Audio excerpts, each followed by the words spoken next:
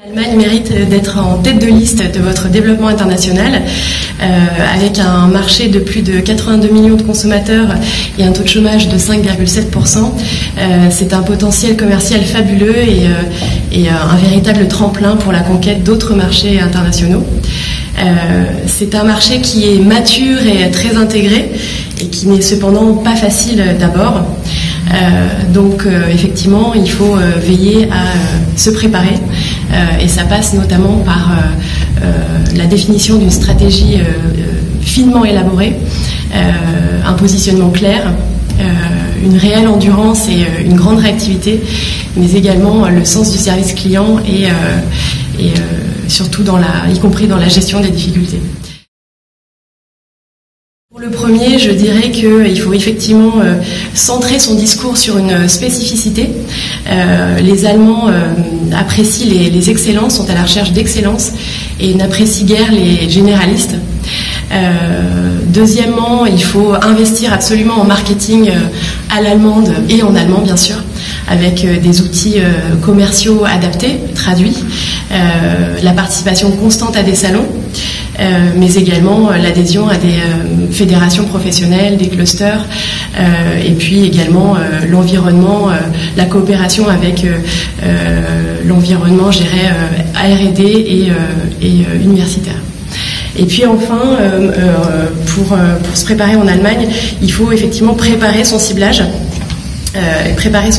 En sélectionnant des prospects par analogie avec des références existantes et donc développer des argumentaires spécifiques pour chaque cible en allant vraiment au bout des contacts sans se disperser. Premier, on pourrait parler de l'industrie 4.0 ou bien la nouvelle façon d'organiser les moyens de production dans les usines dites intelligentes. Ça représente en Allemagne un marché de 150 milliards d'euros.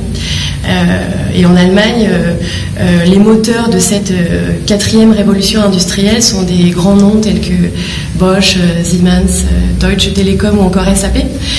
Mais on retrouve aussi une multitude de plus petits acteurs et notamment des sociétés françaises qui sont réputées pour leur créativité, leur agilité dans des secteurs de niche.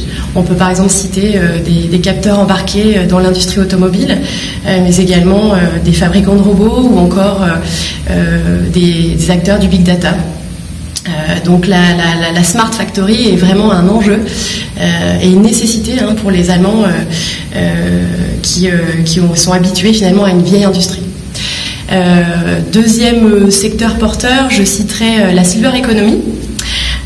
Alors il faut noter qu'en 2050, les seniors de plus de 65 ans seront 33% en Allemagne contre 26% en France. Donc ce qui explique que la politique nationale vise à vraiment encourager les prestations et les soins de maintien de personnes âgées à domicile. Donc il y a énormément de maisons de retraite qui ont été construites, mais également on peut voir par exemple la présence de grands groupes français dans ce secteur, notamment on peut citer Korian ou Orpea qui ont une place de choix en Allemagne et qui se sont développés notamment par des acquisitions à un moment où le marché n'était pas encore consolidé. Voilà, mais il y a également des opportunités bien sûr pour tout ce qui concerne les fabricants de dispositifs médicaux, les matelas, les coussins anti-escar, etc. Et tout ce qui concerne les applications smartphone.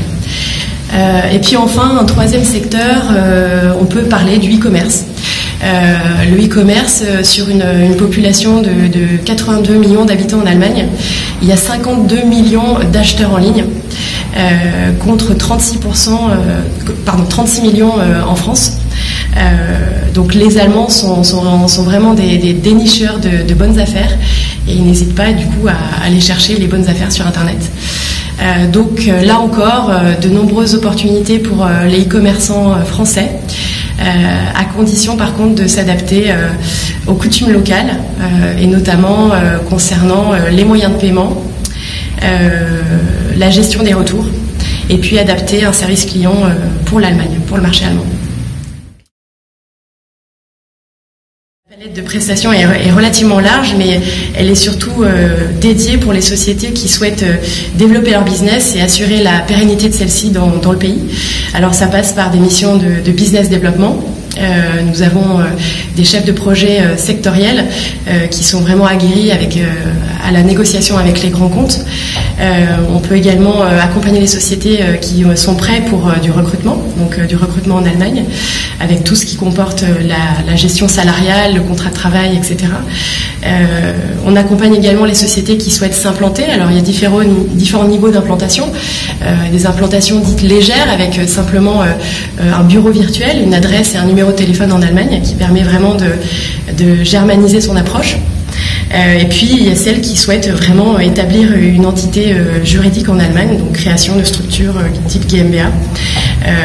Et puis encore d'autres opportunités pour accompagner les Français, c'est à travers la croissance externe qui représente aussi un enjeu important, puisque voilà, aujourd'hui dans les 5 ans qui viennent, il y a plus de 400 000 sociétés qui vont devoir régler leur succession en Allemagne, donc autant d'opportunités pour des sociétés françaises.